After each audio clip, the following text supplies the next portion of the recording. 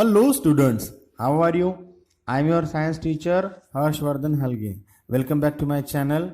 We are preparing science textbook class 7th NCERT science lesson number 9 soil. So today we are going to see lesson number 9 soil part 2.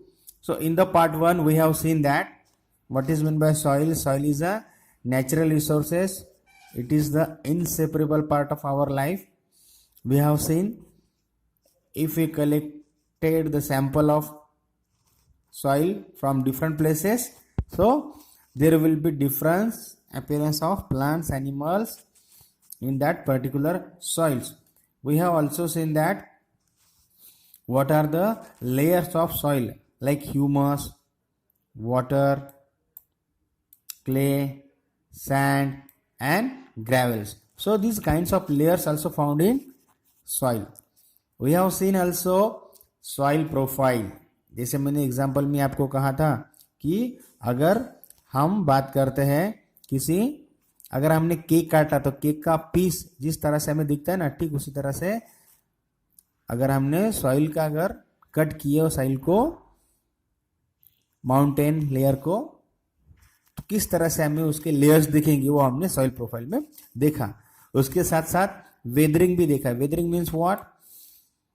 The breakdown of rocks by the action of wind, water and climate. So this process called weathering. कई साल लगते हैं इसको. Okay, we have also seen that horizon A, horizon B, horizon C and bedrock. So these are the soil profiles. Means this is the first layer. Here a horizon, humus is present here, all types of nutrients, minerals are present in the A and B horizon. Water is also present in A and B. C horizon, and last one is that bedrock. Bedrock is very hard and it is very difficult to dig out with a spade. So today in the part 2 video we are going to see 9.3 soil types. So what are the soil types we will see in this video. Okay, weathering of rocks produces small particles of various materials. These include sand and clay. जैसे हमको पता है weathering मतलब जब पत्थरों के छोटे छोटे टुकड़े होते हैं पानी की वजह से, हवा की वजह से, टेम्परेचर की वजह से, तो इनमें क्या क्या होता है? सैंड और क्ले, मिट्टी भी होती है कि नहीं. The relative amount of sand and clay depends upon the rocks from which the particles were form.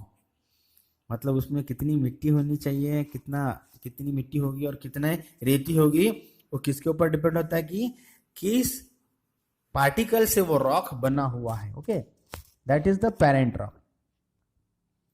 The mixture of rock particles and humus is called soil. In a simple language we can say that mixture of rock particles, पत्थरों के छोटे छोटे टुकड़े और उसके साथ साथ humus. अब ह्यूमस किससे बनता है? कोई भी ऑर्गेनिक मटेरियल हो, माइक्रो ऑर्गेनिजम्स हो, एनिमल्स हो, जब वो मर जाते हैं, या फिर प्लांट्स के जो रेमनेंट्स हो. Remnants means what? पेड़ों के पत्ते हो, उसकी डालियां हो, जब वो सूख जाती है, नीचे गिर जाती है और जमीन में मिक्स हो जाती है, डिकम्पोज हो जाती है, उन सबका मिला के क्या बनता है? Humus. Okay, living organism such as bacteria, plants, roots and earthworm are also important part of any soil. जैसे मैंने आपको पहली वीडियो में बताया था, जो लिविंग ऑर्गेनिजम्स होते हैं जैसे अर्थवर्म्स है, एंट है, अलग अलग तरह के बैक्टीरियाज होते हैं, नाइट्रोजन फिक्सेशन बैक्टीरिया होते हैं, वो प्लांट्स के लिए और सॉइल के लिए एक सॉइल का इंपॉर्टेंट घटक होते हैं वो. The soil is classified on the basis of the proportion of particles of various sizes. अब सॉइल को किस तरह से बांटा जाता है, उनका वर्गीकरण, क्लासिफिकेशन कैसे किया जाता है? पार्टिकल्स ऑफ वेरियस साइजेस, अलग अलग तरह के पार्टिकल सॉइल में कौन से हैं, कितनी मात्रा में है, उसके ऊपर उसका क्लासिफिकेशन होता है. If soil contains greater proportion of big particles it is called Sandy soil. मतलब अगर किसी मिट्टी में ज्यादा मात्रा में बड़े बड़े पार्टिकल्स हो पत्थर के, उसे कहते हैं सैंडी सॉइल, रेती वाली जमीन. If the proportion of fine particle is relatively higher then it is called clayey soil. मतलब अगर किसी मिट्टी में कोई भी सॉइल सैंपल हो जिसमें अगर फाइन पार्टिकल्स की मात्रा ज्यादा है, मतलब छोटे छोटे मिट्टी के पार्टिकल ज्यादा है, तो उसको हम क्या कहेंगे? Clayey soil. इसका अगर मराठी और हिंदी में अगर कहें कि इसमें मिट्टी का प्रमाण ज्यादा हो, गाळाची मुद्रा हम जिसे कहेंगे। Okay, the size of the particles in a soil has an influence on its properties. मतलब किसी भी मिट्टी में, सॉइल में, उसके जो पार्टिकल्स होते हैं और उनकी जो साइज होती है, उन्हीं के ऊपर उनकी प्रॉपर्टी डिपेंड करती है। कैसे?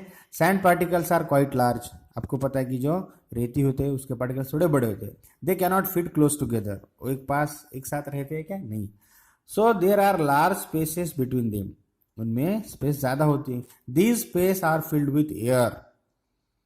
We say that the sand is well aerated. मतलब हम ऐसा कह सकते हैं कि जो रेती होती हैं उनके जो कण हैं आपस में ज़्यादा नहीं जुड़ते, इसीलिए उनमें ज़्यादा एयर होता है और इसीलिए उस सैंड को हम लोग वेल एरेटेड कह सकते हैं। Water can drain quickly through the spaces between the sand particles. इनमें से आसानी से पानी निकल सकता है, निकल जाता है। So sandy soil tends to be light, well aerated and rather dry. इसीलिए सैंडी सॉइल को हम लोग क्या समझते हैं, किस श्रेणी में बांटा जाता है? It is tend to be light, मतलब उसका जो पोस्चर होता है, टेक्सचर होता है, थोड़ा सा लाइट होता है as compare to clayey soil.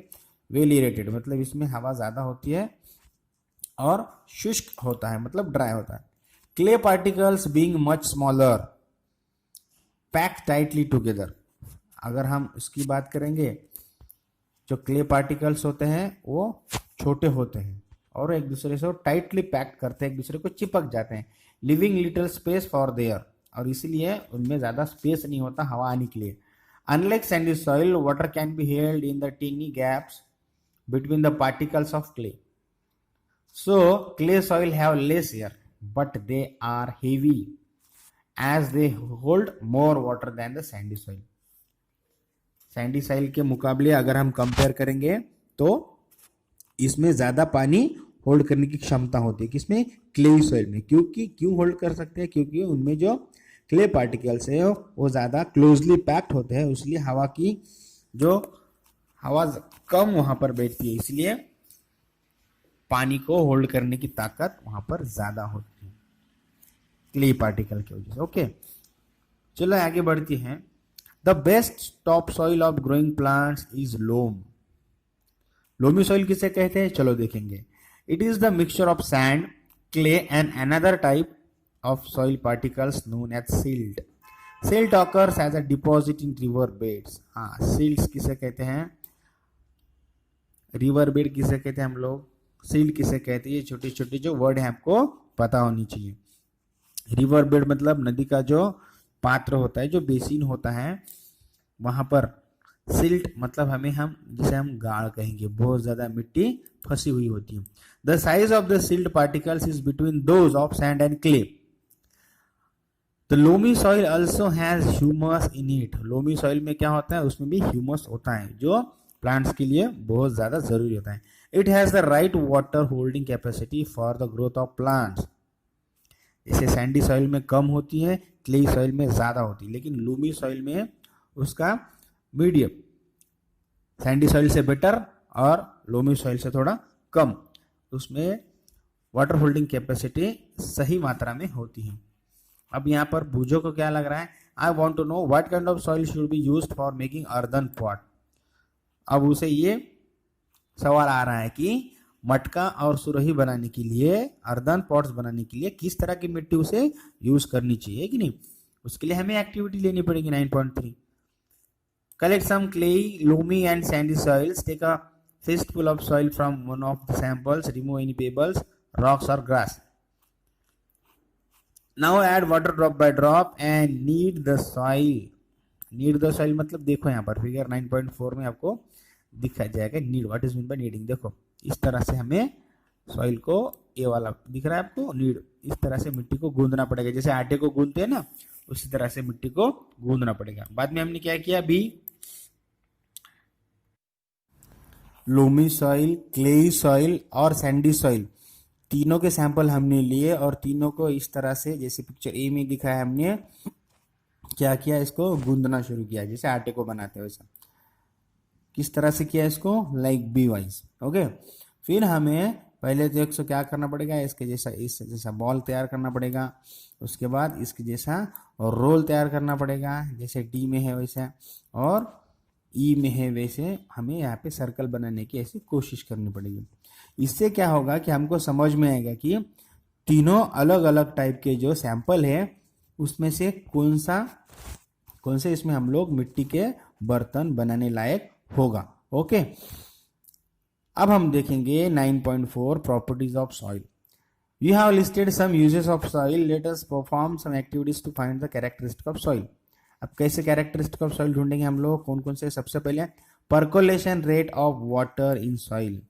What is mean by percolation, I will tell you. Okay, percolation मतलब यहाँ पे इस पिक्चर में देखो, आपको आसानी से समझ में आएगा।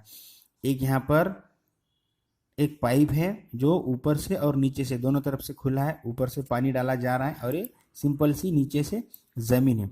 परकोलेशन मतलब क्या हो रहा है, ऊपर जो ओपन पाइप है जो ऊपर से और नीचे से ओपन है, उसमें जो पानी डाला जा रहा है वो पानी जमीन में क्या हो रहा है, अब्सॉर्ब किया जा रहा है। मतलब ये परकोलेट हो रहा है, मतलब पानी जमीन में टपक रहा है, जिसे हम रीसना कहते हैं। जैसे जमीन उसको जिस तरह से अब्सॉर्ब कर रही है, ठीक उसी तरह से पानी क्या हो रहा है, जमीन में रीस रहा है, टपक रहा है, जिसे हम झिरपना भी कहते हैं। उसके लिए क्या किया, बुजोन पहली ने डिफरेंट तरह के स्क्वायर बनाए, 50 centimetre multiply by 50 centimetre, 50 centimetre bye 50 centimetre के स्क्वायर बनाए दो। One on the floor of their houses and other on the कच्चा। कच्चा मतलब अनपेव्ड रोड, कच्चा रोड तो पता है आपको। दे fill 2 bottles in the same size with water. They emptied the water from the bottles on each. At the same time, in the 2 squares, they observed that the water on the floor flowed down and was not absorbed. On the kacha road, on the other hand, the water was absorbed. Now let us perform the activity to understand this. मतलब इसमें किया क्या है, उन्होंने दो ऐसे गड्ढे बनाए, दो अलग अलग स्क्वायर बनाए। एक पक्की जगह पे किया, चाहे वो टाइल्स पे हो सकता है या फिर सीमेंट का रोड हो सकता है वहां पर, या फिर जहाँ पे कंक्रीट की जमीन है वहां पर, और एक अपने नॉर्मल सॉइल के पास किया। पहले इसमें उनको ये समझ में आया कि जो पानी ऊपर से डाला था इन्होंने, जहाँ पर कंक्रीट है वो पानी पूरा बह के चला गया। There is no any kind of absorption, no percolation.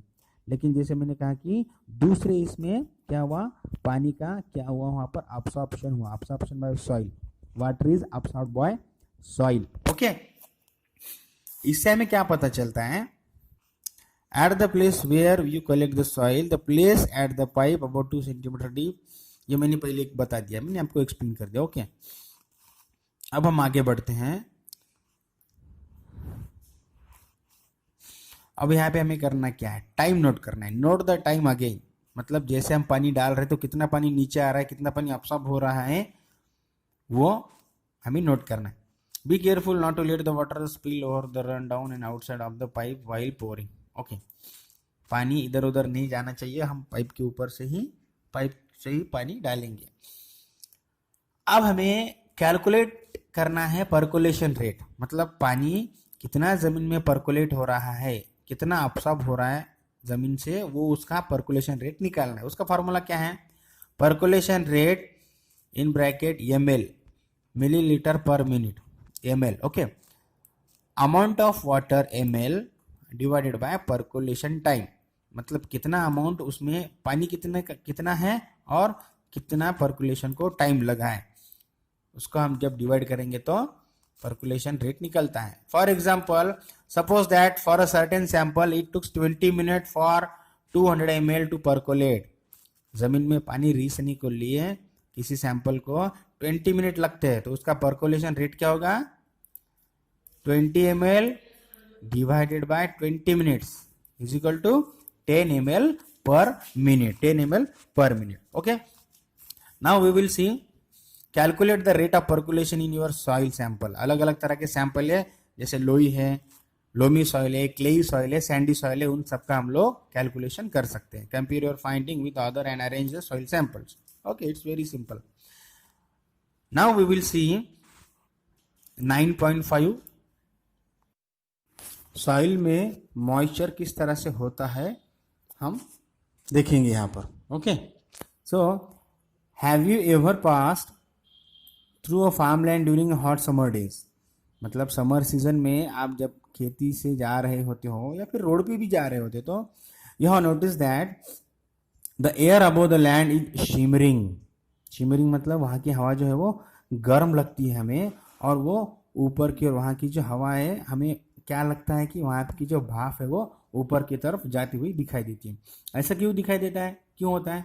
Try out this activity and find the answer. चलो यहाँ पर एक्टिविटी क्या करनी पड़ेगी हमें? Activity 9.5, take a boiling tube, put 2 tablespoon of soil sample in it, heat it on the flame, जैसे यहाँ पे फिगर 9.6 में दिया गया है। देखो क्या है हम यहाँ पे, removing moisture from the soil. क्या क्या किया फिर हमने इसमें? Do you see the water drops anywhere? If yes, where did you find them? देखो जब हम लोग किसी बॉईल करते हैं तो बॉईल करने के बाद क्या हो रहा है यहाँ पर, यही बर्नर है, ये सॉइल सैंपल है पानी के साथ, और ये बॉइलिंग ट्यूब है, और ये क्या है, ये ड्रॉप्स है, वाटर ड्रॉपलेट से। ये क्यों हो रहा है ऐसा सॉइल सैंपल के साथ? जब इसको हीट कर रहे तो इसके अंदर क्या जो मॉइस्चर है, मतलब नमी है, मतलब जो पानी जिसे हम कहेंगे, वो क्या हो रहा है, मॉइस्चर उड़ रहा है, ये वाटर ड्रॉपलेट्स ऊपर की ओर जा रहे हैं। चलो, on heating water in the soil evaporates. हमको पता है जब पानी को गर्म करते तो इवापोरेट हो जाता है। Moves up and condenses on the cooler inner walls of the upper part of the boiling tube.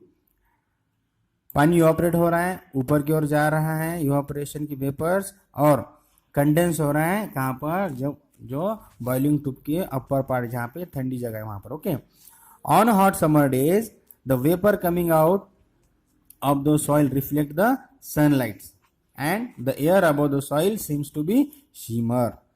होता क्या है समर सीजन में, सेम ऐसे ही जो वेपर्स आते हैं सॉइल से, वाटर वेपर्स, वो क्या करते हैं, सनलाइट को रिफ्लेक्ट करते हैं, और उसके ऊपर की जो हवा में हमें क्या दिखते हैं, जैसे शिमरिंग हो रही हो। वेरी सिंपल है। After heating the soil, take it out the tube and compare it with the soil which has not been heated. जो सॉइल को हमने हीट किया है उसको, उस सैंपल को, जिस सॉइल को या फिर नॉर्मल सॉइल से कंपेयर करो। क्या दिखेगा हमें डिफरेंस, क्या दिखेगा? सिंपल, वो वाली जिसको हमने हीट किया उसके अंदर किसी भी तरह का मॉइस्चर अब नहीं रहा है, क्योंकि हमने उसको, मॉइस्चर उड़ गया है हीटिंग की वजह से, है कि नहीं? और दूसरे वाली इसमें मॉइस्चर दिखेगा, पहले वाली क्या दिखेगा हमें, ड्राई दिखेगी। इस तरह से आज की वीडियो में हम लोग यही रोकते हैं। अगला वीडियो हम लोग पार्ट 3 में इस लेसन को फिनिश करेंगे। ओके, तब तक के लिए बाय बाय, थैंक यू।